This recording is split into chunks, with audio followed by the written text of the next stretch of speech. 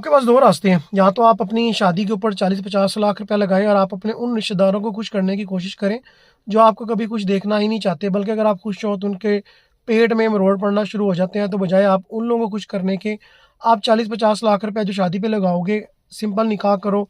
15-20 हज़ार रुपये में आपका सिंपल निकाह हो जाएगा। वलीमा कर लो, इस्तात के मुताबिक जहेज़ ना लो, और जो आपने 40-50 लाख रुपया अपने रिश्तेदारों के ऊपर लगाना है लोगों को खुश करने के लिए, लोगों की वाह बटोरने के लिए, बल्कि आपको तो बाद में गालियाँ ही पड़ेंगी, लोग तो कभी खुश होते नहीं। तो आप एक छोटी सोसाइटी में उससे भी हाफ प्राइस के अंदर एक प्लॉट ले सकते हो। मैं आपको दिखाता हूँ अपने बैक कैमरे से। अच्छा, अभी आप देख सकते हो ये एक सोसाइटी है मेरे घर के पास ही, ऐसे गार्डन। तो इस एरिया के अंदर आपको समझ लें कि यहाँ पे 20 लाख के अंदर एक 5 मरले का प्लॉट मिल जाता है। यहाँ पे आप डेवलपमेंट भी देख सकते हो, घर भी बने हुए हैं। तो भाई, बजाय आप लोग अपनी शादियों पे 40-50 लाख रुपए लगाने के, शादी निकाह करो, यहाँ पे एक घर ले लो, यहाँ पे शिफ्ट हो जाओ और ऐसे